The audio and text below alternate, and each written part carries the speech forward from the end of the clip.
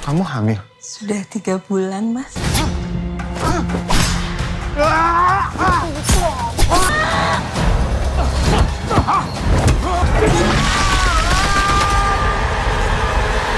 Halo Mario Booster, selamat datang kembali di channel Mario Angelo. Oke, jadi ya kita baru kedatangan sutradara sama konsep art untuk project Badut Gendong yang merupakan project cross universe dari jagat super lokal kita, yaitu adalah Kodrat Universe. Oke, yuk kita sambut Bapak Charles Gozali selaku sutradaranya. Mama Pak Charles. Malam. Oke, dan juga ada Pak Krisli sebagai desainer untuk artnya. Malam Pak Krisli. Malam, Mario. Oke. Oke, ini suatu kehormatan banget bisa bertemu dengan Bapak saudara sama Bapak untuk artnya. Jadi aku sebagai ini sebelum kita masuk ke Batu Gendong, aku mau tanya dulu nih, apa kabarnya dari Pak Charles bagaimana? Kabarnya Pak Krisli bagaimana? Apa kesibukannya mungkin? Aku semalam habis fair screening, lalu gala premier. Pulang kami berdiskusi tentang apa yang sudah terjadi dan bagaimana hasilnya, sedikit kayak kalau pilkada itu quick count, sedikit membahas hasil cepat, dan kemudian baru sadar kita sudah jam 3:30 pagi, kami pulang. Lalu tiba-tiba sadar banyak sekali postingan satu hari yang terlewat, tidak dikerjakan, baru mulai menyortir, sudah jam 5:30 pagi, akhirnya jubrak. Tapi sudah sadar lagi. Wow, 4 pagi Pak ya? Sampai subuh gitu Pak ya? Karena memang apa ya, kemarin itu animonya cukup baik, fair screening-nya lancar, suasananya baik gitu ya. Bisa dilihat dari banyak video postingan yang terjadi. Sambutannya sangat membesarkan hati. Jadi kami buru-buru kemudian coba melakukan assessment apalagi yang mesti kita lanjutkan gitu, karena kan kesempatan untuk bisa hadir di Lebaran Idul Adha besok itu atau 27 Mei juga bukan merupakan itu ya termasuk sudah bisa hadir di tanggal yang baik, di kesempatan yang baik. Jadi kami berusaha memanfaatkan sebaik mungkin kesempatan yang ada. Oh, mantap mantap mantap. Wah, jadi nggak sabar nih buat Batu Gendong ini ya. Karena kalau lihat antusiasnya, ramai banget Pak di press screening kemarin tuh. Gila gila gila. Semoga suka. Amin. Kalau Pak Krisli apa nih Pak kesibukannya Pak? Ya, relatif sama karena kita lagi persiapan untuk rilis Badut Gendong, jadi kita terus menyiapkan promo dan juga mengajak teman-teman untuk bersiap-siap menanti tanggal 27 Mei lah, gitu. Wow, siap siap siap siap. Wah, ini aku juga Pak ya, karena aku kan sangat ngefans banget sama jagoan lokal kita kan. Apalagi sebelum zaman-zamannya sejak Bumerang sih Pak, saya suka banget dengan jago lokal. Habis itu tiba-tiba dari Magma Entertainment bikin film Kodrat nih. Wah, ini aku ketika nonton film pertama, film kedua jujur itu bagus banget karena aku juga fansnya Vino Gebastian dari zaman-zamannya film jadul dulu Pak, dari tahun 2005. Yang film tentang anak-anak SMA aku lupa Pak ya, tapi, dari situ aku udah suka banget dengan film karya Bang Vino sampai ketika dia main ke film jago lokal di Kodrat tuh aku bener suka banget karena ya lagi-lagi Pak ya dengan perluasan universe-nya bahkan dengan perpaduan antara jago lokal sama horror tuh buat aku pribadi tuh bagus banget Pak. Makanya ketika aku kaget sih dengernya ada project Badut Gendong ini konsep bagaimana Pak ya? Karena aku ketika tahu mengenai pembangunan Kodrat Universe, yang aku tahu kan cuma trilogi Pak ya, film pertama, film kedua, sama film ketiga. Nah ini untuk Badut Gendong ini awalnya bagaimana Pak konsepnya Pak? Karena kan mengenai bonekanya sama patungnya juga ini suatu hal yang baru sih buat aku sih Pak. Mungkin bisa dijelaskan mengenai awal konsep Badut Gendong seperti apa ini Pak? Oke, jadi mungkin tadi film yang dimaksud sama Mario itu Catatan Harian Sekolah ya? Iya, iya bener. Itu memang salah satu film Pino yang cukup fenomenal itu. Jadi kalau Badut Gendong itu konsep awalnya terjadi pada saat kita lagi syuting ending 5 hari final battle-nya Kodrat pertama di lokasinya tuh di areal gudang. Nah, jadi di kondisi itu tuh kemudian kita karena waktu itu terjadinya di masa COVID, kita beberapa kali harus berhenti dan mengalami break karena memang kondisi COVID. Jadi kita syuting waktu itu kan di Gunung Kidul, itu kita dikejar ke daerah Gunung Kidul, lalu kita kemudian turun ke daerah Jogja di aku lupa itu nama daerahnya apa ya, tapi pokoknya dikejar lagi. Jadi tingkat COVID tertinggi waktu itu kayak ngikutin kita tuh. COVID tertinggi yang waktu lagi zaman bahaya-bahayanya tuh ya. Oh ya. Itu sampai level merah pertamanya itu tuh sampai pernah lari ke Gunung Kidul tuh, kita turun ke daerah Jogja, aku lupa daerahnya dekat mana tuh. Itu juga lari ke sana. Jadi akhirnya menjelang itu kita dapat kabar, dapat informasi akan terjadi lockdown. Nah, kalau lockdown kan kita kemudian hampir 200 orang yaitu kru sama pemain. Wah, kalau kena lockdown terus kita mesti ketahan di Jogja dengan segala pembiayaan, juga nggak tahu sampai kapan bisa dibuka. Itu kan sekian banyak kepala keluarga ya puluhan kepala keluarga dengan terpisah dari keluarga. Jadi kita kemudian akhirnya mengambil keputusan, kita break, kita balik ke Jakarta dulu untuk sementara waktu. Nah, itu terjadi di April. Kita mulai start lagi, kalau saya nggak salah itu Juli atau Agustus. Nah, dalam masa 2 bulan lebih itu, yang kami lakukan kemudian adalah mengedit bagian depan yang kita shoot lebih awal lagi bahkan, terus bagian syuting yang ada tuh badan filmnya sampai menjelang final battle. Itu kita edit sampai kemudian mendekati istilahnya tuh kalau kuncian akhir dari editing film tuh pick lock, picture lock gitu ya. Jadi tuh kalau sebelum kita masuk ke departemen lain selain gambar, karena kan gambar itu yang jadi nanti kan audio, sound, sinkronisasi dialog, sound effect, musik itu akan mengikuti apa yang ada di gambar. Jadi gambarnya mesti di lock dulu. Nah, kita sama ininya tuh pick lock gitu, picture lock artinya. Jadi editingnya waktu itu mendekati picture lock kecuali yang bagian di ending terakhir, sehingga kemudian begitu kita mau start masuk ke syuting adegan ending itu, aku ngumpulin kru sama pemain, terus kita nonton dulu lah itu supaya mereka juga lihat apa yang kita kerjakan selama ini hasilnya kayak apa. Nah, jadi dalam satu euforia dan keyakinan bahwa wah yang kita lakukan ini udah bagus, kita mulailah kemudian dalam syuting itu jadi mulai ini Kodrat kan trilogi ya. Setelah trilogi kalau kita kemudian mau melanjutkan atau melebarkan semestanya ini, Kodrat mesti punya lawan yang kayak apa lagi gitu. Nah, dari situ kemudian kan kita bilang ya kan kalau melawan iblis itu kan hitam dan putih. Kodrat dengan keislaman dan keimanannya ya berarti lawan iblis aturannya jelas gitu. Ada yang boleh, ada yang tidak, ada yang baik dan benar. Nah, berarti kan hitam putih. Nah, berarti kalau gitu gue bilang, berarti akan sangat menarik kalau Ustadz Kodrat punya lawan yang kemudian bicaranya tuh lebih dari sudut pandang emosional, karena apa yang akan membuat pertandingannya emosional kan kita itu paling susah mengalahkan diri sendiri. Iya. Benar ya? Iya, kita betul. susah banget mengalahkan diri sendiri gitu. Kita kalau ngomongin orang gampang, ngasih tahu orang gampang, begitu balik ke diri kita sendiri kok susah gitu, padahal halnya seringkali sama. Jadi akhirnya kemudian berandai-andai dan kemudian ngobrol sama Mas Asam, gimana kalau ternyata lawannya ini punya latar belakang yang mirip kayak Kodrat. Dia juga mengalami banyak ketidakadilan, dia juga mengalami banyak tekanan gitu ya.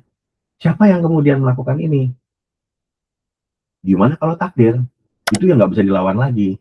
Nah, jadi terus kemudian dari situ kesepakatannya adalah mencari lawan yang emosional buat Ustadz Kodrat. Dan aku terus kemudian teringat konsep bahwa di 2011 itu aku pernah ngelihat satu seni budaya yang namanya badut gendong atau ledek goge kalau di Jogja dibilangnya. Nah, kesenian itu juga sudah terpinggirkan. Jadi memang kayak betul-betul perwakilan dari masyarakat yang memang tidak bukan privilege, termarginalkan gitu. Dan bagaimana satu orang yang pakai satu baju boneka badut, tapi kemudian baju boneka itu membuat dia seakan-akan menjadi 2 orang yang sedang saling menggendong. Nah, aku bilang ini lucu. Jadi dia satu orang tapi jadi dua.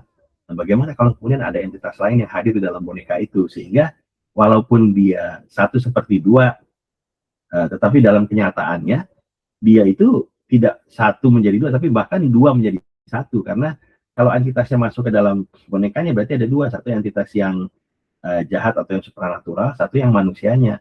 Dan begitu kemudian dia merasuki yang hidup atau mengambil alih kesadaran yang hidup kan kemudian jadi tidak sadar, sehingga kemudian dia dikendalikan, sehingga itu jadi lagi kembali menjadi seperti satu. Aku bilang kita bisa bermain dengan konsep ini nih gitu. Nah dari situlah kemudian asal muasal badut gendong itu kemudian hadir. Kalau teman-teman atau Mario lihat hari ini postingan saya di Instagram, itu saya ada postingan ini nih, kelihatannya. Oh iya, iya. Saya turun ini. Udah lihat ya Mario ya? Sudah. Pertama kali gendong ini ya, siapa? Bang Vino. Konsep awal di situ, Pak ya. Jadi kan karena kemarin di gala premier aku gendong Martino Leo. Oh, iya. Bilang, jadi begitu dipanggil namanya naik panggung, terus aku bilang, "Yo, ayo kita naik panggung berdua biar heboh." Gue bilang, "Sini kamu tak gendong," gitu loh.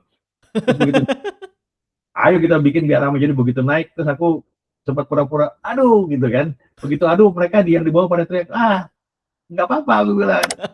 Ini nggak jadi masalah, gendong lagi. Terus aku gendongan sama Leo, terus kita lari bahkan di panggung. Waduh. Gitu gendongan. Jadi sambutannya meriah dan ramai.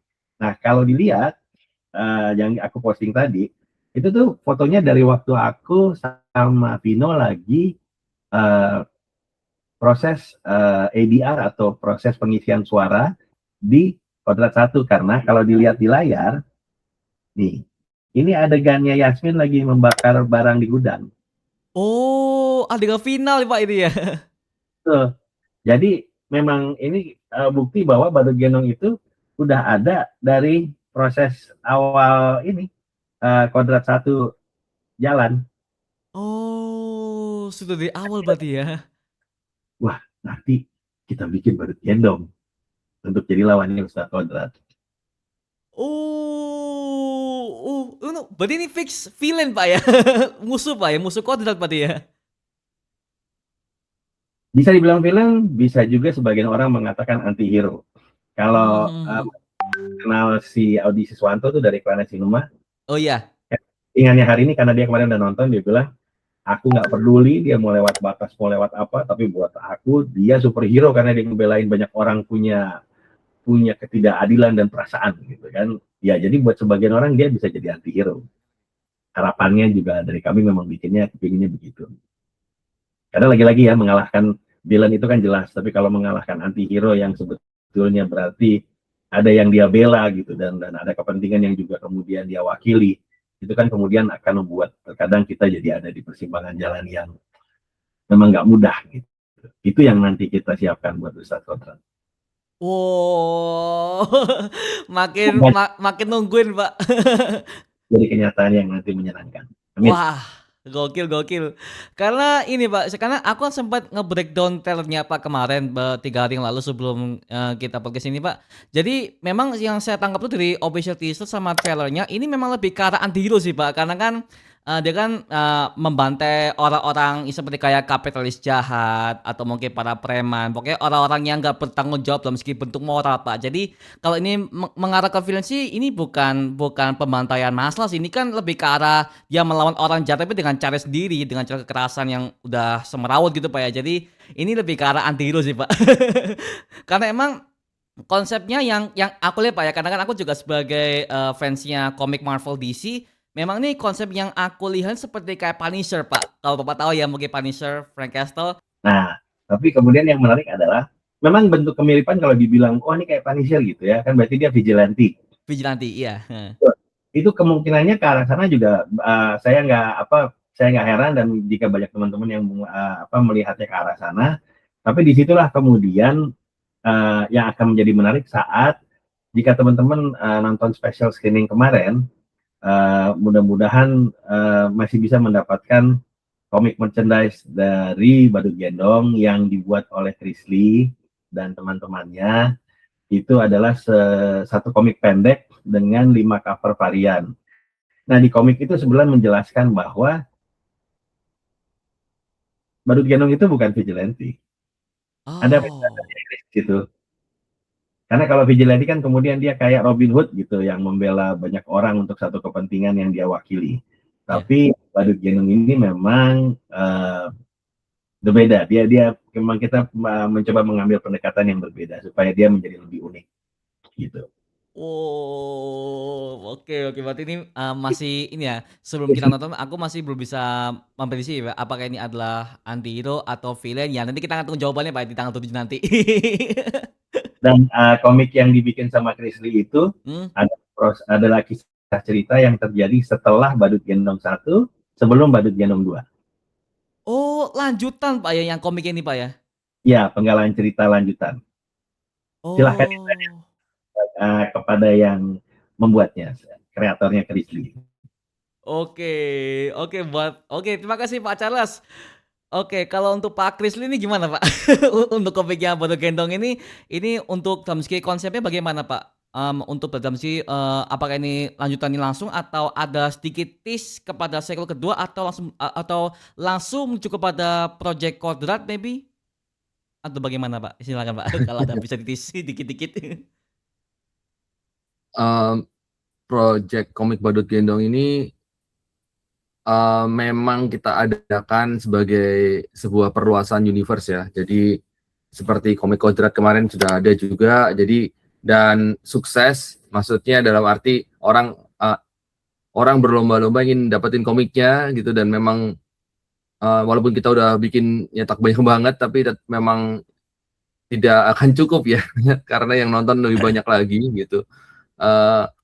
Mungkin kita harus nyetak 2 juta kopi kali which is untuk itu misalnya ya, kalau supaya semua bisa dapat gitu. Cuma kan Iya. kita juga tidak bisa mencetak sebanyak itu gitu. Jadi karena hype-nya baik dan untuk Badut Gendong, komik Badut Gendong ini kita membuat lebih bagus lagi daripada komik Kodrat, yaitu dari sisi jumlah halamannya pun 1,5 kali lebih tebal. Kemudian covernya, spek materialnya juga lebih bagus lagi. Kalau dipegang bisa terasa deh kalau megang komiknya. Lebih bagus memang, dan tetap gratis gitu. Cuma Oh. harus cepet-cepetan ya, maksudnya kebetulan kemarin yang ikut screening itu bisa dapat duluan. Ya semoga nanti masih ada cukup untuk yang nonton juga gitu. Nah, kalau dari sisi ceritanya, kita memang seperti disebutkan oleh Pak Charles, kita memang mengambil cerita setelah film pertama, di mana Darso dan Darcy melanjutkan perjalanannya lah, dalam arti kehidupannya yang sudah berubah setelah kejadian di film pertama ini gitu. Jadi nanti sebenarnya memang dianjurkan nonton filmnya dulu baru baca komiknya ya. Jangan baca komiknya dulu supaya urut. Sebenarnya begitu. Jadi kalau nanti dapat komiknya, nonton filmnya dulu, habis itu baru baca komiknya supaya lebih nyambung. Nah, kalau ditanyakan apakah ada sambungannya dengan Kodrat, enggak sih sebenarnya. Jadi komik ini lebih ke standalone dulu. Mungkin nanti kita ada komik-komik lain lah yang bisa lebih memperluas semesta Kodrat dan Badut Gendong ini. Tapi mungkin karena secara timeline juga akan ada harus ada beberapa film dulu, nanti baru ada komik lagi gitu. Jadi kita mau coba urutin timelinenya supaya nanti lebih nyambung lah gitu sih. Oh, oke. Karena gini Pak, aku kan dulu kan pas Kodrat kedua kan sempat ada komiknya tuh, tapi di Surabaya aku nggak dapat Pak. Kan Surabaya nggak ada Oh, ternyata. Iya. aku masih ada beberapa tapi cuma tinggal sedikit. Aku Aku ada, ada. Ntar Mario. Oh ada. Ntar Boleh Pak. boleh ke Mario, kalau nggak aku titip ke Chris, besok aku bawa Chris pas aku ke sana, ke tempatmu. oh, aku masih ada kok. Aku banyak. Oh gitu. Sebenarnya yang Kodrat 2 pun sebenarnya kalau nggak salah di Surabaya juga waktu itu ada. Cuma karena kita kan menyebarnya kan ke 10 kota ya dan di Iya. beberapa bioskop di satu kotanya. Jadi Hmm. memang mungkin hari pertama show pertama kedua sudah habis sih kemungkinan besar ya karena banyak sekali kan hari pertama 100.000 orang yang menonton. Jadi kalau dihitung-hitung dua tiket satu komik sih udah pasti habis itu komik udahan gitu. Oh, oke Pak. Kurang cepat mungkin Mario. Oke. Harus show pertama. Hari pertama jam pertama Pak ya. Ini kebetulan Pak, saya Iya. baru gendong ini hari pertama jam pertama Pak. Siapa tahu ada. Thank you. Oke. Habis itu untuk Bapak Charles ini Pak, saya mau bertanya ini, apa yang membuat film Badut Gendong ini punya konsep yang berbeda dari Kodrat? Karena kan selain dia antihero, mungkin ada kisah yang jauh lebih memilukan atau mungkin yang lebih menyedihkan ketimbang Kodrat. Karena kan yang saya pelajari di film Kodrat itu adalah dia kehilangan anak sama istrinya, dia tetap jadi baik dan punya ada plot yang bisa dieksplor lebih lanjut Pak ya. Tapi kalau Badut Gendong ini apa yang membuat dia berbeda meski mungkin selain dari plot atau mungkin apa gitu Pak dalam segi pengembangannya? Komiknya ada. Wah. Wah, punya kita tanda tangannya malah itu. Ada tanda tangan. Wah, saya mau Pak. Aku aja nggak punya itu yang ada tanda tangannya. Jadi kalau ditanya perbedaan konsepnya memang mereka memiliki kedekatan latar belakang yang hampir sama. Tapi memang secara karakter kemudian dia berbeda. Kodrat itu memang orang yang tegar, punya pendirian kuat, dia juga keras gitu ya. Dia itu seorang petarung. Kalau Darso itu karakter yang ada di Badut Gendong adalah orang yang lebih mengalah, nerimo, sangat berusaha untuk bisa menyatu karena mungkin seringkali dipinggirkan gitu sehingga kesan bahwa dia itu sangat karakternya seperti sangat people pleaser itu juga kemudian menjadi salah satu karakternya.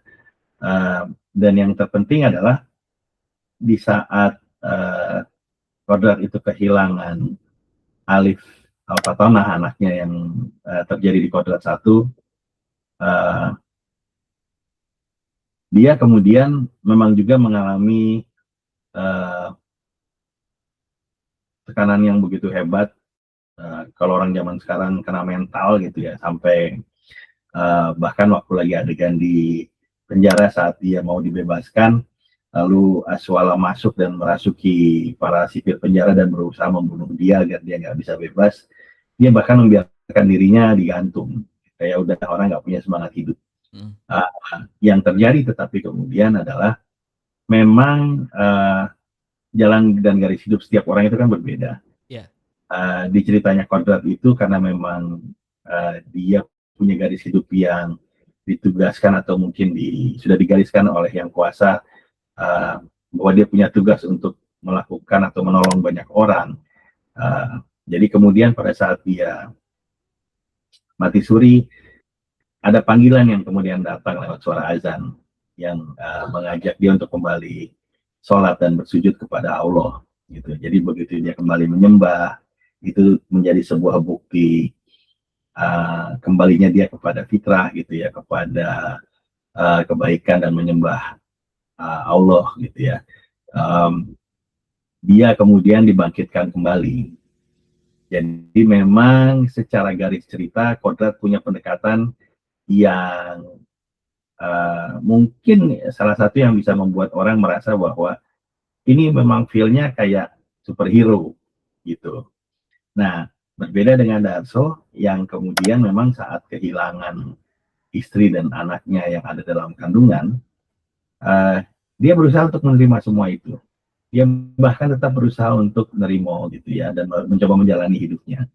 Tetapi dalam usaha yang kemudian dia lakukan, itu seperti cobaan itu nggak berhenti mengganggu dan terus mengejar dia sampai akhirnya kemudian dia terus diuji di batas-batas yang kemudian eh, sangat mengganggu dan mengguncang batin seseorang bersamaan dengan kejadian-kejadian aneh yang mulai terjadi di desa tempat dia tinggal, dia pulang gitu, bahwa banyak teror dan kematian-kematian misterius di mana korbannya itu kehilangan mukanya.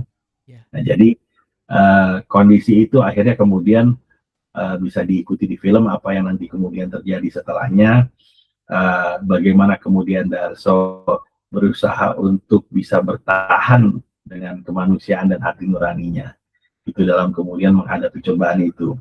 Dan kalau melihat ini mungkin karena filmnya baru mau tayang ya, jadi saya belum bisa spoiler terlalu banyak.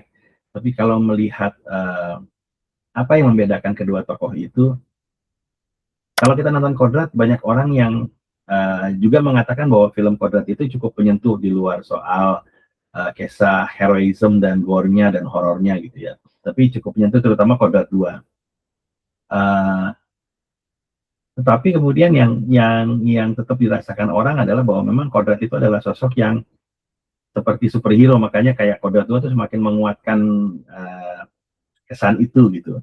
Tapi kalau kita lihat dari banyak komentar orang yang sudah nonton Badut Gendong, mereka kemudian mengatakan bahwa aduh ini karakter yang sebetulnya mewakili banyak orang, mewakili banyak kita, dan mereka kemudian setelah nonton kayak punya satu perasaan yang apa ya, filmnya membuat sesak gitu.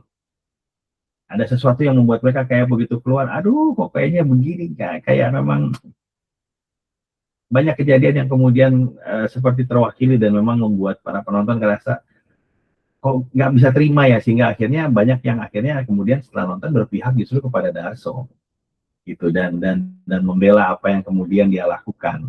Nah, jadi ya mungkin kayak salah satunya dari Klana Cinema, nggak peduli dia mau lewat batas mau enggak, buat gua dia superhero karena mewakili satu alasan atau pesan yang kemudian menurut Klana Cinema itu ini gue banget gitu. Nah, jadi ada treatment yang memang kita lakukan yang berbeda, tetapi justru keunikannya treatment yang berbeda itu datang dari karakter, dari apa yang kemudian mereka lakukan dalam menghadapi atau menyikapi cobaan yang datang.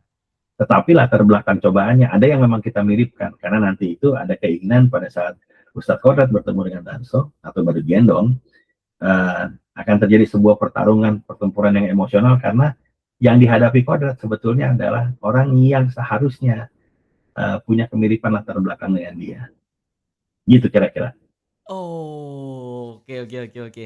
Berarti ya penonton mungkin akan berpihak kepada Darso dengan plot yang seperti itu, mungkin akan ke-reveal Pak ya pas ketika nanti ya. Aku jadi nggak sabar Pak dengan dengan filmnya nih Badut Gendong nih. Bahwa begitu kelar nonton ya Darso tetap villain. Gitu. Tapi ada yang bilang enggak, ini bukan villain, ini anti-hero. Ya silahkan penonton kemudian yang menentukan. Oke. Nanti. Tuh guys ya, yang nonton Badut Gendong nanti siapkan bahwa ini adalah tokoh anti-hero atau villain pertama di lokal kita Pak. Karena kalau biasa mengenai soal jalan-jalan seperti lokal yang saya tahu Pak ya, itu kadang-kadang mengambil kisah yang terlalu hitam putih atau mungkin kisah-kisah yang super heroik banget, yang dimana kan latar kita di Indonesia ini kan butuh sesuatu yang unik Pak ya. Jadi ini menurut saya Badut Gendong ini adalah sesuatu yang unik banget karena ini pertama kalinya menghadirkan tokoh sebagai punya latar yang begitu sakit, tapi dia mengaplikasikannya dengan yang sesuatu yang jauh lebih brutal. Makanya saya sebagai penonton sangat menunggu banget mengenai projectnya Badut Gendong ini Pak, karena pengen tahu gimana konsepnya nih pas ketika nonton nih. Dan semoga suka saat nonton. Amin. Siap. Nah, yang bilang Badut Gendong ini jadi subgenre baru di genre horor Indonesia. Jadi kalau ditanya subgenrenya apa, kalau di Kodrat itu horor religi, gitu ya, atau horor religi action, di Pemukiman Setan itu horor black comedy, gitu ya, karena dia ada dark comedy-nya di Pemukiman Setan. Kalau kemarin di Tumbal Darah itu kayak horor dengan medis gitu ya, horor medis. Lalu yang di sini sekarang ini horror tragic romance, karena Hmm. yang bilang bahwa romansa kisah Darso dan Darsi itu memang cukup kuat dan berhasil membuat mereka larut gitu. Jadi kita nyoba untuk menghadirkan subgenre yang baru supaya horor Indonesia memang yang nggak apa-apa gitu. Misalnya banyak orang Indonesia suka nonton film horor, tapi horornya ya tidak itu aja. Gitu, supaya tetap terus ada kebaruan yang kami coba hadirkan. Semoga berhasil. Amin, amin, amin, amin. Oh ya Pak, saya juga mau tanya Pak, untuk tantangannya apa sih Pak untuk ketika membuatkan film Badut Gendong ini? Mungkin ada tantangan yang lebih berat mungkin ketika habis bikin film Kodrat, ketika bikin film film Badut Gendong ini?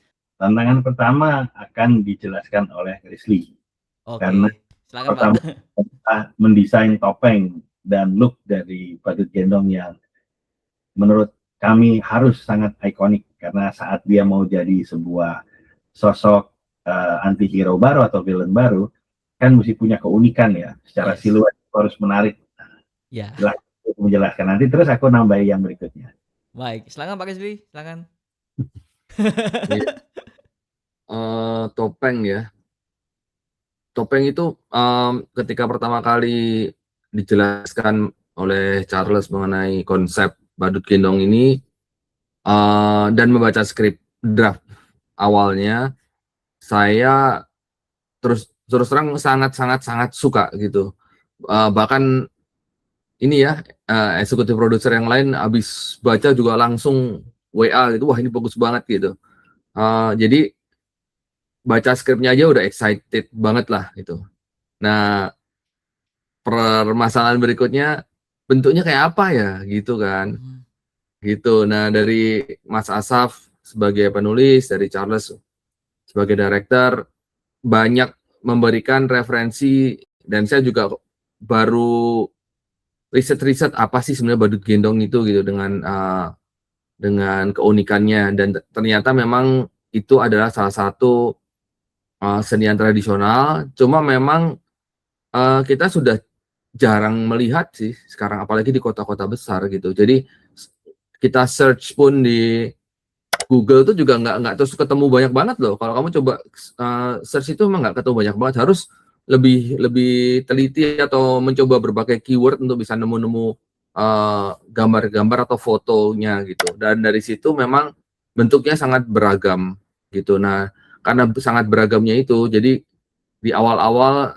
saya dan tim dari Caravan Studio, kita eksplorasinya itu sangat luas. Jadi kita mengambil terutama topengnya ya, topengnya itu kita mengambil dari yang modern, kemudian tradisional, kemudian juga kita mengambil sesuatu yang benar-benar baru, dengan tujuan sebenarnya satu sih, ikonik sebenarnya.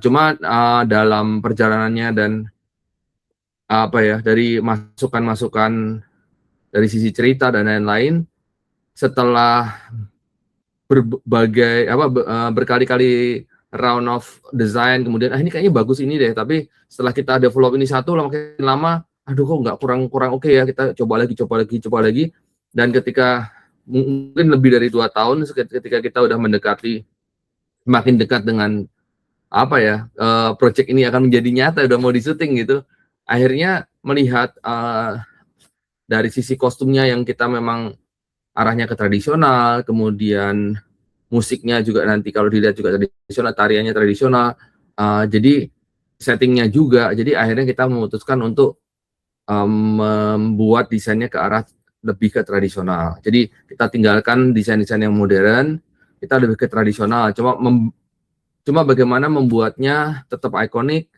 kemudian ekspresinya itu bisa multitafsir lah. Mesti kalau dilihat tuh bisa, ini kayaknya senyum deh gitu. Tapi kalau dilihat di sisi lain, senyum enggak ya gitu. Kalau dari sisi samping kayaknya agak serem gitu. Terus kalau dari sisi yang bawah mungkin oh ini serem juga gitu. Kemudian konsepnya juga adalah bahwa Darso dan Darsi adalah seniman yang miskin ya. Jadi dia juga tidak mungkin membuat topeng yang bagus dan sempurna. Jadi dalam desainnya itu kita, kalau diperhatikan topengnya itu memang tidak ada simetrisnya. semuanya asimetris, bentuk wajahnya asimetris, kemudian dari sisi finishingnya sendiri kasar sekali. Jadi itu nggak halus ya, nggak licin, semuanya itu kasar, dan dari situ justru kita bisa menampilkan tekstur dari karakternya lah, yang semoga bisa menambah karakter dari Badut Gendong ini gitu. Itu sih. Nah, hasilnya yang kemarin itu yang sekarang ada di filmnya, dan kalau dilihat-lihat sih banyak yang bilang serem ya, maksudnya kayak coba lu ketemu topeng itu malam-malam sendirian pasti lu takut gitu katanya. Waduh. Ada yang bilang juga kemarin tuh dia bilang, wih itu topengnya tuh ikonik kayak Vivo Vendetta katanya gitu. Wih, wah, Vivo Vendetta ya emang bagus banget ya gitu, dan sangat ikonik gitu. Ya syukurlah sih kalau orang bisa ngelihat sampai memberikan pujian sampai segitunya gitu. Jadi saya sendiri jadi seneng ya berhasil mendesain, tujuannya kan mendesain satu karakter yang ikonik, di mana nanti karakter ini dan topengnya akan terus ada di film berikutnya lah gitu, film-film berikutnya gitu kira-kira.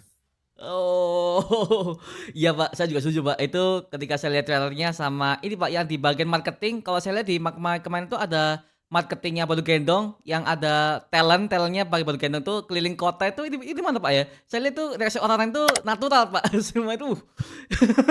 Ada di Bandung, Oh, Solo,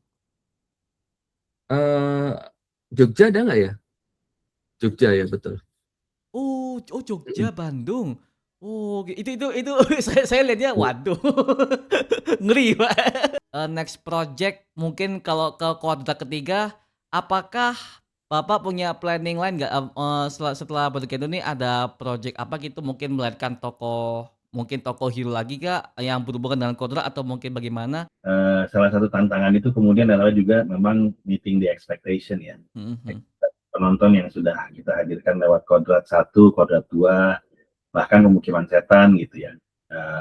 Yang juga punya fansnya sendiri, walaupun mungkin secara dukungan belum semasif Kodrat gitu, tapi bahwa apa yang kami coba hasilkan lewat Magma Entertainment itu sudah berhasil, puji Tuhannya, menghadirkan sebuah ekspektasi. Nah, ekspektasi itu kan yang harus kami jaga, dari skala produksi, bentuk tampilan, gambar, set, desain. Terus kayak orang suka bilang, oh apa yang ada di produksinya Magma itu ada satu kebaruan, entah itu dari cerita, adegan, stunts gitu ya. Jadi itu yang tetap kami jaga dan merupakan satu tantangan yang mungkin nggak akan ada selesainya, karena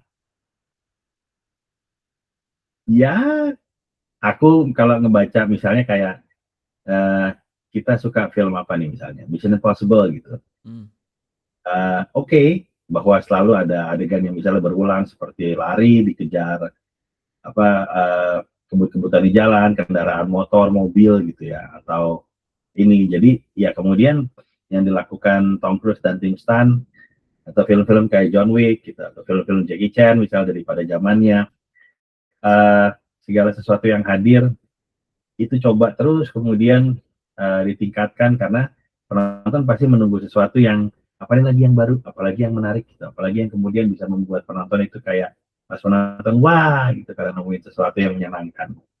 Nah itu sih kalau buat aku sebetulnya salah satu beban terberat adalah menghadapi ekspektasi itu. Sangat nggak mudah, terutama karena memang manusia sangat beragam, harapan dan keinginan penonton juga beragam. Kita nggak bisa memuaskan semua orang, walaupun sebenarnya aku yakin semua filmmaker kepingin filmnya bisa diterima semua orang gitu ya. Tetapi adalah satu hal yang memang sangat-sangat sulit, bahkan hampir tidak mungkin, sehingga kemudian ya kita kembali ke siapa sih penontonnya Kodrat. Kalau kita bicara semesta Kodrat, nah berarti menghadirkan sesuatu yang berseberangan dengan kodrat tapi bisa diterima dengan baik oleh para fansnya kodrat. Itu mungkin salah satu tantangan terberat kalau dari sudut saya. Nah, kalau menjawab pertanyaan yang berikut, tentunya sih kalau ditanya kita pengen ya Chris menghadirkan banyak karakter atau hero-hero baru gitu. Hanya saja kan memang Semesta Bumi Langit atau kemarin itu ada juga universe-nya Gatot Kaca gitu yang juga awalnya sempat mampir ke kami. Memang sudah hadir dengan latar belakang cerita entah dari pewayangan atau dari komik yang punya begitu banyak jajaran hero yang sudah dikenal oleh masyarakat. Nah, kita kan kemudian menghadirkan sosok yang baru. Kalau hari ini banyak orang yang bisa kemudian mengatakan bahwa kodrat ada dalam circle atau ruang lingkup sebagai salah satu hero yang disukai oleh para penonton, itu puji Tuhan, alhamdulillah banget. Tetapi kan hadirnya itu sangat tidak mudah ya. Iya. Dan justru keunikan dan kebaruan yang ada gitu. Kalau tadi barusan Mario bilang nggak pernah lihat gitu, apalagi di Indonesia anti hero atau event hero hadir dengan kostum atau gimmick pendekatan seperti menggunakan topeng lalu ada baju badutnya gitu ya. Itu kan secara siluet aja beda sendiri gitu loh. Iya. Keunikan itu kan hadir dan memang kami kejar, kami usahakan seperti Ustadz Kodrat, seorang Ustadz Rukiah tetapi tampilannya berjaket kulit, rambutnya gondrong, naik moge gitu ya. Nah, itu keunikan yang kami coba temukan dan hadirkan. Nah, kalau ditanya kepengen nggak menghadirkan atau menemukan atau menawarkan sosok-sosok baru, tentu kepingin. Jelas sangat kepingin. Tapi nggak mudah. Jadi, kami sangat berhati-hati karena jika satu gagal, pasti berdampak ke semestanya. Dan kalau mau dibilang semesta kodrat ini kan memang masih sangat baru ya. Hitungannya baru kodrat dan badut gendong gitu. Jadi aku nggak tahu butuh waktu berapa lama untuk bisa meneruskan ini. Ya mungkin timnya Magma dan Karavan perlu regenerasi pada saatnya nanti untuk ada yang bisa meneruskan semesta ini sehingga mudah-mudahan bisa berlanjut dan menjadi lebih luas gitu. Tapi saat ini kalau ditanya mungkin secara tidak tersirat langsung ya. Kalau ditanya mungkin yang lebih terlihat dalam jangka dekat itu adalah membangun semestanya karakter-karakter dari Magma Entertainment yang dikerjakan bersama Karavan Studio. Itu mungkin masih lebih dekat dengan apa yang kami coba. Kalau misalnya membangun semesta kodrat sampai kemudian kita nggak usah ngomong Marvel, mendekati Bumi Langit aja rasanya berat itu. Iya sih. Tokoh karakter yang begitu ikonik ya. Itu wah. Bukan wah lagi. Wah. Jawabannya sih kira-kira begitu. Oke. Karena ya, karena kan kita kan hidup di zaman yang apa ya, Pak ya, semua kan lagi berlomba-lomba buat bikin cinematic universe sendiri, Pak ya. Jadi dengan adanya Kodrat Universe ini kan saya juga makin penasaran nih bagaimanakah perluasan Kodrat seperti apa. Apalagi Kodrat ketiga kan sekarang mau dibuat, Pak ya, yang sequel ketiga ini. Saya juga lagi nungguin, Pak. Nah, skenario sudah dibahas kemarin, kita udah ketemuan, sudah membahas benang merah awalnya. Asaf Antariksa bersama Gereksi sedang mencoba untuk menuliskan storyline dan plotting dari benang merah cerita Kodrat 3 sebelum kemudian kami bahas, setujui, lalu kemudian masuk ke penulisan. Sejujurnya Kodrat 3 sangat tidak mudah untuk kemudian dilakukan penulisan. Jadi kalau misalnya mau nyambung sedikit nih, penulisan skenario itu dilakukan bersamaan, nyaris bersamaan dengan waktu. Kan kami ada 3 penulis ya di Kodrat itu, ada Asaf Antariksa, ada aku gitu. Yang kami lakukan ini sekarang kami berusaha bekerja secara simultan saling kemudian bekerja sama dengan didampingi secara ketat oleh tim supervisi pengembangan skenario. Di situ ada Chris Lee, ada Daniel Irawan, ada dari timnya Magma. Kalau bicara Bumi Langit itu ada Pak Koko dan tim dari Bumi Langit, ada Mas Wim, ada Mas Iman, ada Oyas gitu ya, banyak ya tuh tim-timnya. Nah, kami juga sekarang jadi pada saat ini kalau bicara itu, penulisan skenario yang lagi berjalan selain Kodrat 3 itu adalah Si Buta. Oh. Nah, kalau mau bicara jujur, masih lebih gampang untuk melakukan approach terhadap apa yang bukan berarti hasil akhir dan penulisan ya. Iya. Untuk menulis Si Buta itu juga sebuah tugas besar, beban yang besar, yang berat, yang harus kemudian sangat hati-hati kami lakukan dan kami jaga. Tetapi kalau mau dibicara mengenai approach secara pendekatan cerita jauh lebih mudah dalam tanda kutip ya, karena sudah ada source aslinya, yaitu dari komiknya Si Buta. Iya. Nah, Kodrat 3 ini kan merupakan sebuah rangkaian dari Kodrat 1, 2, dan 3. Ada sih benang merahnya, bukannya nggak ada. Tapi dalam kemudian menciptakan detail pendekatan dalam film terakhir di trilogi ini, Kodrat akan kemudian mulai dari mana, pencerita itu akan berangkat dari mana, opening scene-nya mau kita gebrak semana gitu, dengan pendekatan apa. Karena kan lagi-lagi di Kodrat 2, ada pendekatan baru yang mungkin hampir belum pernah ditemui di film manapun, bahwa yang dihadirkan adalah adegan yang sama tapi dalam point of view yang berbeda, dan kemudian penonton kayak melihat sebuah adegan baru dari sudut kacamatanya Aziza yang ternyata diduga penonton ada di openingnya Kodrat. Kita cuma nggak ngelihat itu, kita cuma ngelihat dari sudut kacamata angle tuh belum sampai 360, baru 270, karena di belakang itu ada satu angle lagi yang belum dilihat, dan di situ ternyata adanya istrinya Kodrat gitu. Nah, kejadian ini tuh kemudian apa yang kemudian bisa harus kami tampilkan di openingnya Kodrat 3.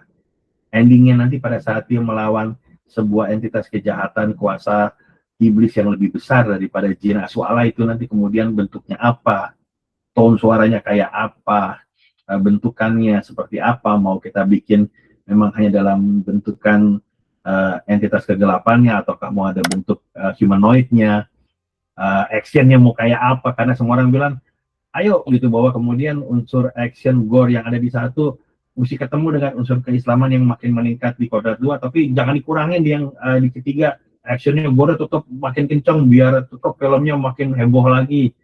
Nah, pendekatan-pendekatan ini terus terang sangat nggak mudah. Kami sangat berhati-hati membahasnya berbulan-bulan sebelum akhirnya kita duduk ketemu dan mendiskusikan itu kemarin. Garis besarnya sudah ketemu, kesepakatan arahnya sudah ada, tapi storyline-nya baru mulai sedang berjalan, lagi ditata, lagi diatur, sebelum nanti kita sepakati lagi dan kemudian baru masuk ke penulisan. Gitu. Jadi kita berbagi tugas, ada yang lagi nulis storyline-nya, ada yang lagi ngerjain ininya Si Buta, treatmentnya skenario Si Buta, dan ada yang juga sekarang lagi menyelesaikan treatment akhir dari skenario yang mau dipakai buat syuting di project berikut kami yang judulnya Jump Scare. Oh, ada project jump scare. Oh, iya. Itu project horror Pak ya, atau udah beda universe sama Kodrat? Satu universe nggak ya, Chris? Boleh kali di-spill. Nanti aja.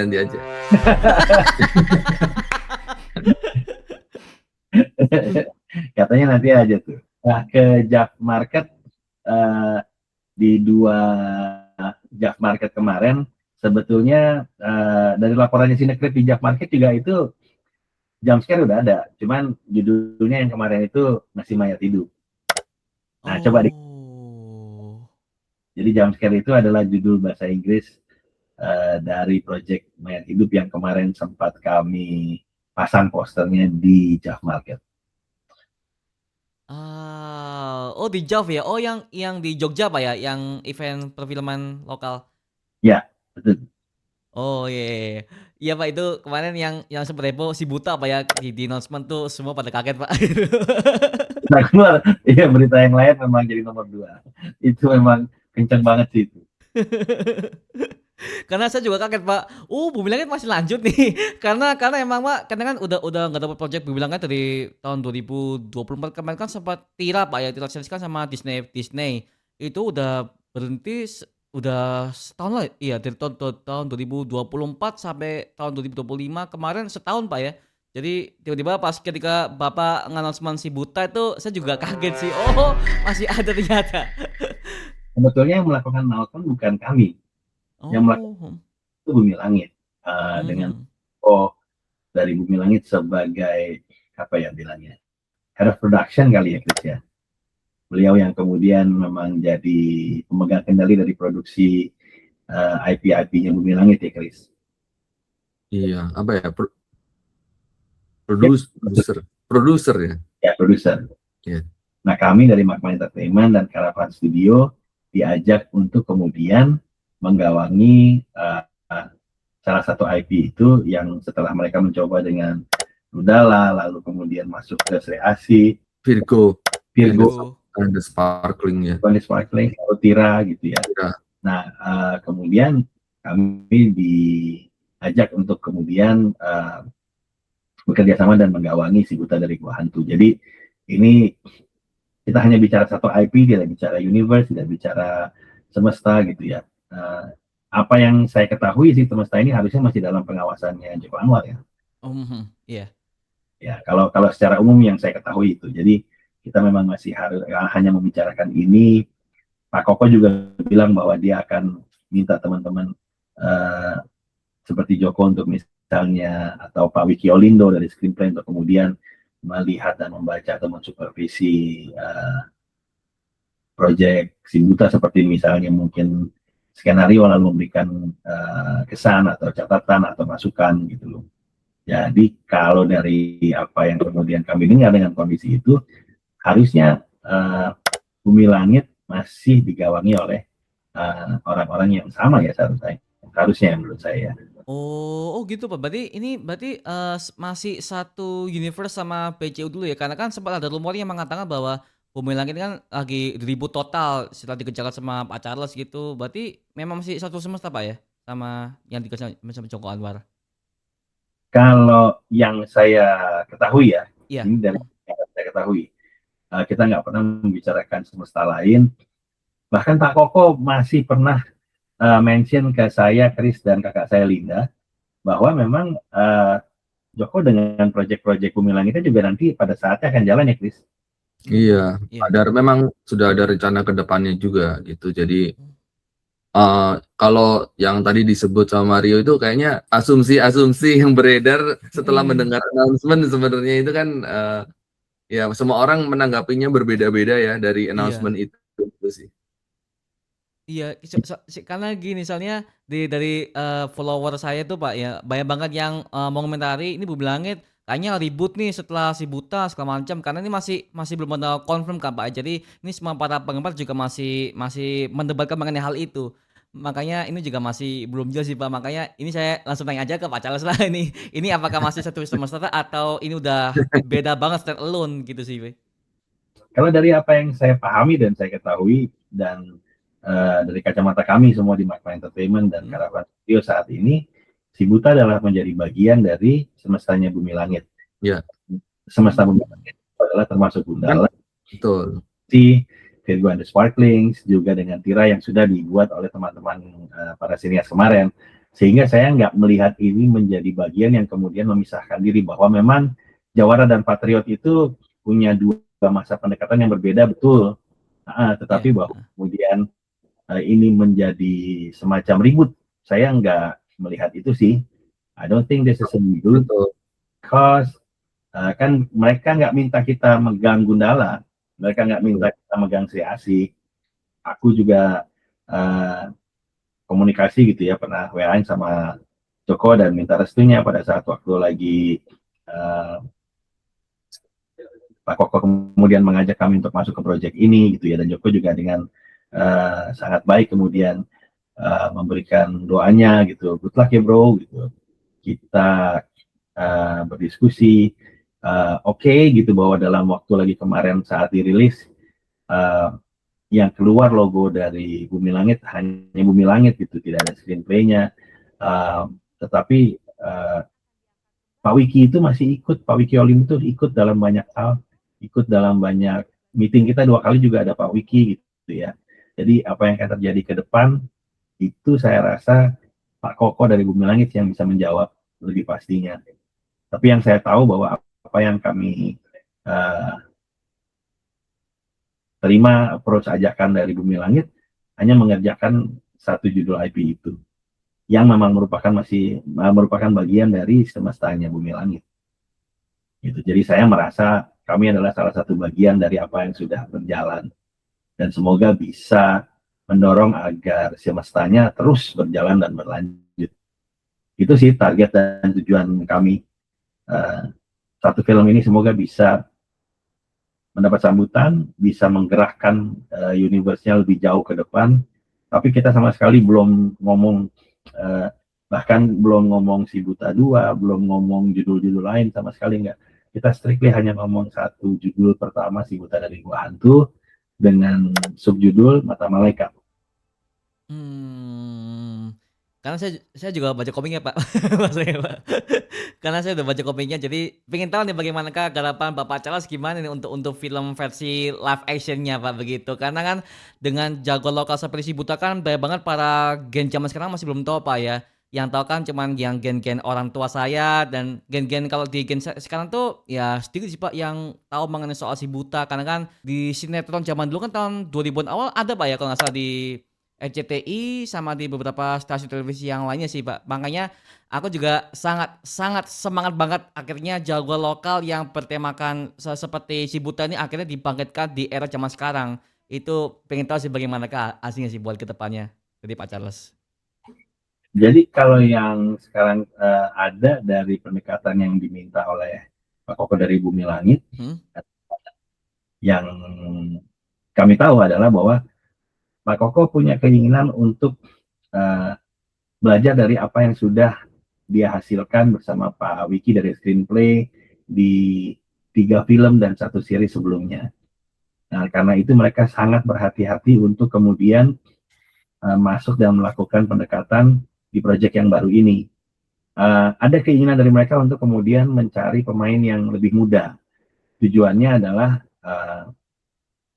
agar punya kedekatan satu dengan penonton zaman sekarang gitu ya, dengan Gen Z misalnya. Tapi bukan berarti kemudian filmnya jadi cerita anak Gen Z ya, karena Si Buta dari Gua Hantu punya periode dan masanya sendiri. Tapi bahwa kalau misalnya bicara secara cerita di zaman misalnya waktu itu 1800-an ya Chris, jika kita mengacu di zaman itu masyarakat Indonesia yang tinggal di pedesaan, yang ada mungkin sekolah-sekolah hanya dalam bentukan pesantren gitu ya. Masyarakat itu kemudian dianggap dewasa umur berapa? Karena kalau melihat di komiknya kan memang cerita awal pembukanya bahwa Barda itu hendak dinikahkan dengan Marni. Iya. Mau menikah ya. Pada zaman itu mereka mau menikah, itu di usia berapa, sehingga pendekatannya seharusnya secara umur dia lebih muda dari memang mungkin bentukan gambar sosok yang digambarkan oleh Ganesh TH gitu ya. Walaupun ada juga yang mengatakan bahwa ya mungkin di zaman itu masyarakat mudanya memang terlihat lebih dewasa. Kayak ada yang bilang kalau nonton film Indonesia tahun 70-80 anak SMA-nya lebih kelihatan dewasa dibandingkan anak bapak-bapak. Iya juga sih, ya. Berkumis gitu ya. Iya. Ya kayak gitu kan gitu. Ya itu beberapa hal yang kemudian membuat kami merasa oke, permintaan dan pendekatan dari Pak Koko rasanya benar. Jadi mari kita explore. Jadi memang kondisinya juga sekarang pencarian pemain ini, casting masih berjalan. Belum ada satu pilihan yang sudah kami pastikan untuk saat ini. Eksplorasi masih terus berjalan, penulisan masih berjalan.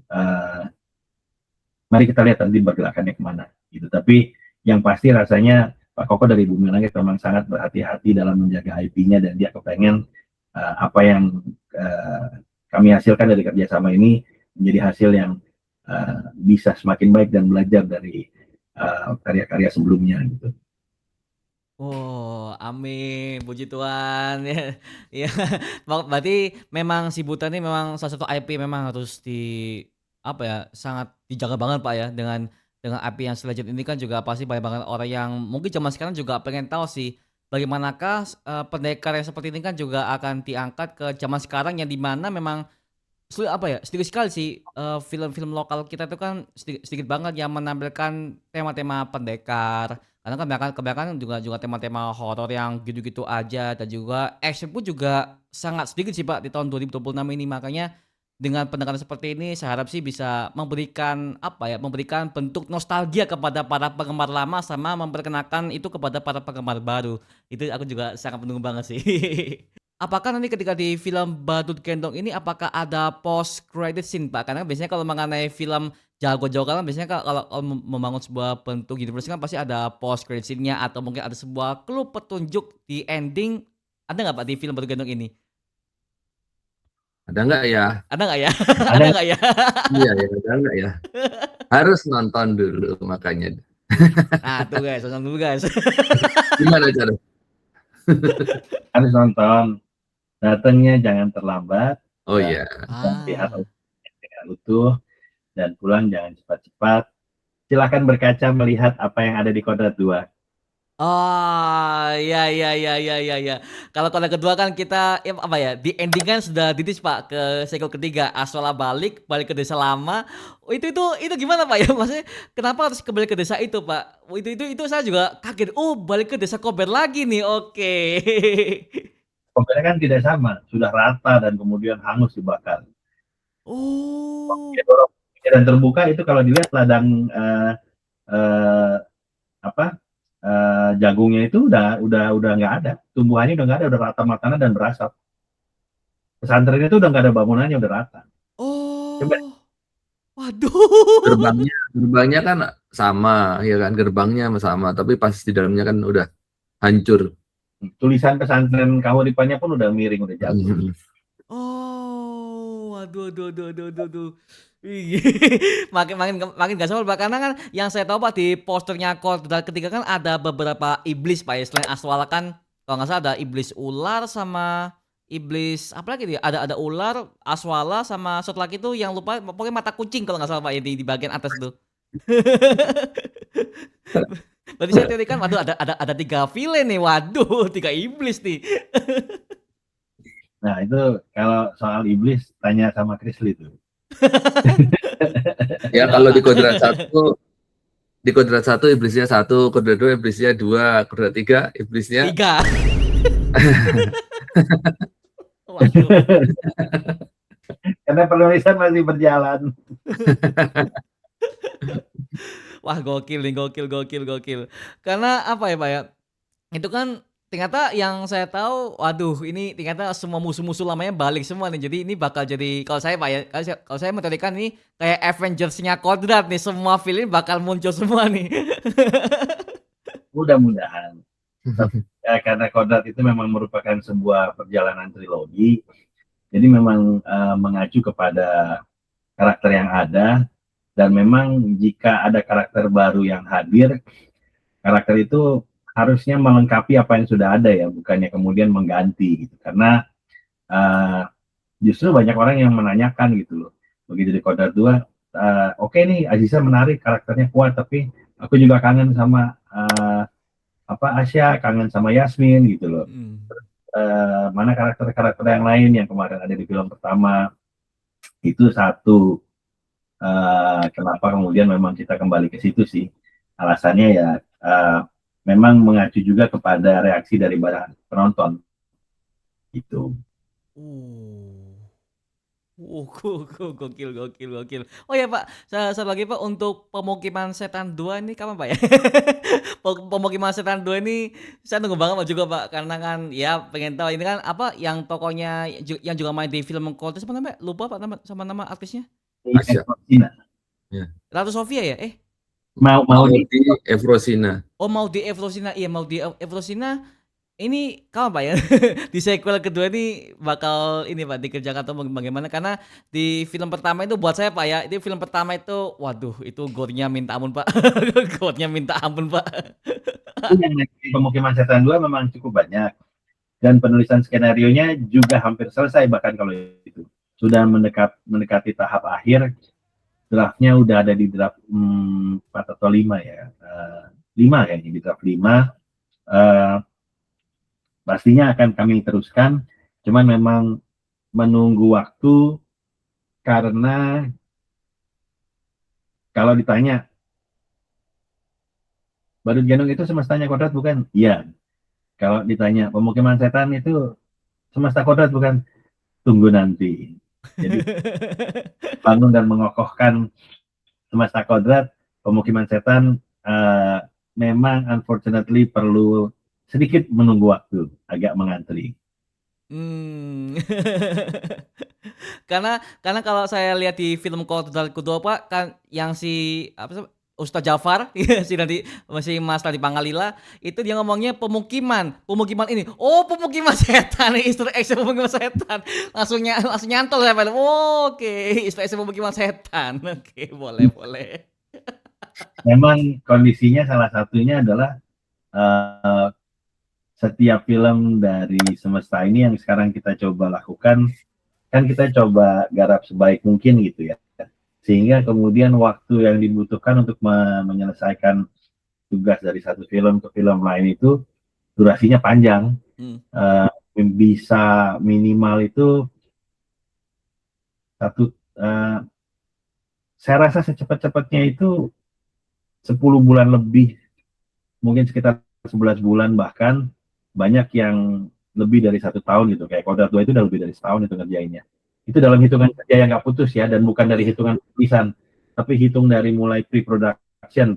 Jadi skenario udah jadi, masuk pre-production, itu hitungan waktunya berjalan sampai DCP jadi, dicetak dan siap untuk kemudian dirilis.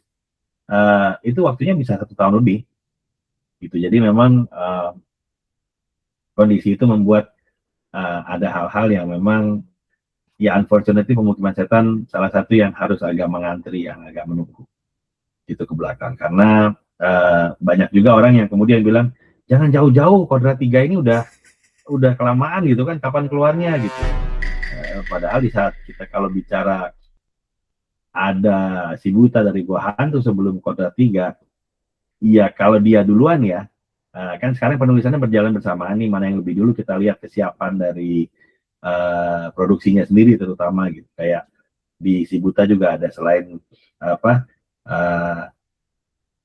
green light atau lampu hijau dari Pak Koko Bumi Langit, juga ada misalnya kayak pencarian pemain baru yang sekarang masih terus berjalan gitu. Sehingga mana yang lebih dulu memang masih terus melihat perkembangan yang ada sih. Gitu. Tapi jika kalau Si Buta dari Gua Hantu maju lebih dulu, itu akan memakan waktu pasti di atas 1 tahun. Bisa jadi mendekati 2 tahun gitu. Nah itu bisa jadi membuat Kodrat 3 hampir ya agak lebih jauh sedikit. Gitu. Kalau itu aja udah begitu ya, apalagi yang lain ya. Berarti unfortunately begitu adanya sih. Iya sih Pak, butuh waktu setahun mungkin iya Pak, mungkin ini paling lama ini Pak ya, permainan visual effect Pak ya, kan CGI kan juga butuh waktu lama Pak ya buat untuk per frame untuk disinkronkan kepada beberapa adegan.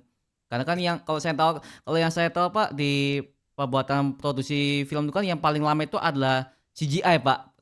Kalau misalnya film itu bertemakan action atau mungkin banyak banget adegan yang pakai kekuatan super segala macam atau pakai adegannya kebanyakan pakai green screen segala macam, itu kan juga pakai visual effect yang nggak mungkin bisa cepet Pak ya. Ya, post CGI salah satu yang memang memakan waktu cukup lama. Tapi sebetulnya ada lagi yang punya memakan waktu bahkan bisa lebih lama dari CGI. Penulisan skenario. Iya. Betul. Bahkan Penulisan cerita. orang nulis skenario bisa bertahun-tahun ya, Chris. Iya, betul. Oh. Cerita yang paling berat sebenarnya. Karena cerita itu kan blueprint, buku biru, atau kalau kita sekarang-kadang bahkan nyebutnya tuh kayak ini ya, kitab sucinya sebuah project gitu. Jadi begitu itu jadi, itu pegangan kita untuk melangkah gitu loh. Kita melangkah kemana, melakukan apa, pendekatannya berdasarkan apa yang ada di skenario. Nah itu penulisannya bisa lama. Kodrat sendiri kan dari 2016 ditulis sampai 2020. Walaupun tidak berarti setiap hari kami tulis ya, tapi menjelang opening credit, opening 3,5 menit pertama itu dibuat, yang point of view continuous one long shot, itu aku masih ngulang nulis skenario itu di tahun 2020 selama 2 bulan sebelum kami akhirnya syuting di Desember 26 dan 27. Jadi penulisan itu justru bisa memakan waktu yang cukup lama, sama lama, atau bahkan kadang-kadang lebih lama dari CGI. Tapi jadi persiapan dan post memang makan waktu yang cukup banyak. Di tengahnya ada syuting yang bisa berjarak antara 1 bulan, 1,5 sampai 2 bulan. Kalau film-film dengan budget yang lebih besar ada yang 4, 5, 6 bulan gitu. Bicara film kayak The Raid aja. The Raid 2 itu kan syutingnya setahu saya 6 bulanan lebih ya. Kalau saya nggak salah bulanan. Nah itu persiapannya itu 1 tahun. Persiapannya setahun itu.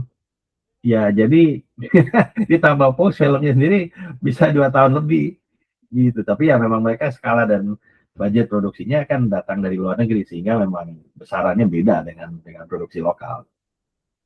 Itu. Tapi nggak apa-apa. Produksi lokal dengan kondisinya juga harus bisa hadir dan membawa ini produk yang baik, menghadirkan experience penonton yang juga nggak kalah baik gitu ya. Karena kan jangan kemudian kita jadi seperti nggak punya cara untuk kemudian menemukan bagaimana menghadirkan cinematic experience yang menarik cuman karena misalnya perbedaan skala produksi atau budget. Kita harus kreatif, dan orang Indonesia itu banyak yang bilang makin kepepet makin kreatif gitu. Jadi nggak masalah. Ya mari kita ketemukan jalan kita, penonton kita, karena juga banyak di luar negeri kan banyak orang yang bilang, wah John Wick itu juga salah satu film yang revolusioner. Ya lihat ya berangkat dari mana. John Wick 1 kan skala produksinya juga nggak besar. Iya, masih mediocre Pak untuk budgetnya sih dari visualnya gitu. Betul, tapi kan kemudian dengan keunikannya, pendekatan actionnya, karismanya Keanu Reeves ya gitu, dan punya dedikasi dalam kemudian menghadirkan apa yang kemudian menjadi hasil akhir filmnya, itu kan membuat dia jadi franchise yang besar. Fast and Furious berangkat dari sebuah film yang tidak besar budgetnya gitu, tapi lihatlah sekarang apa yang terjadi, itu jadi mega franchise project gitu. Jadi ya nggak apa-apa, pendekatannya memang tidak mudah, tapi bisa kok gitu, dan harus bisa. Iya. Apa ya, semua ada prosesnya Pak ya, semua ada prosesnya sih untuk menuju ke yang hal yang besar sih. Betul, betul. Oke. Oke Pak, untuk penutup untuk penutup diskusi pada malam hari ini, pesan deh untuk dari Bapak Charles sama Pak Krisli, pesan-pesan untuk para fans Kodrat, apa nih Pak pesan-pesannya untuk buat para penonton yang ingin nonton film Badut Gendong ini? Kalau dari saya tadi, datang jangan terlambat, pulang jangan cepat-cepat, yang hadir dari film Badut Gendong. Dan aku minta dukungan dari banyak teman-teman dan penonton film Indonesia untuk ikut menjadi bagian dari hadir dan menguatnya semesta Kodrat lewat film Badut Gendong ini. Yuk sama-sama menggendong penonton ke bioskop di Idul Adha 2026. Tuh guys, catat ya, catat 27 Mei 2026. Wow. Dari Pak Kris, ada tambahan mungkin dari Pak Kris? Badut Gendong ini menurut saya sesuatu yang fresh ya, dari sisi pendekatan sebuah film horor dan juga mungkin hero ya, anti-hero ya. Jadi kami sebagai pembuat filmnya sangat bangga dengan hasilnya dan semoga para penonton bisa menyaksikan gitu lahirnya anti-hero di Indonesia lah. Oh, baik. Terima kasih Pak Charles Gozali, Pak Krisli sudah menemani saya untuk diskusi soal film Badut Kedong dan juga perfilman lokal superhero kita ya. Immanuel sudah mengundang kami. Terima kasih. Thank you. Terima kasih. Ya, oke guys. Sekarang aku sangat kepada kalian gimana pendapat kamu dan juga apa itu kamu mengenai filmnya Badut Kedong ini. Tuliskan pendapat kamu di kolom komentar di bawah dan kita bisa diskusi kabar seperti biasa, oke?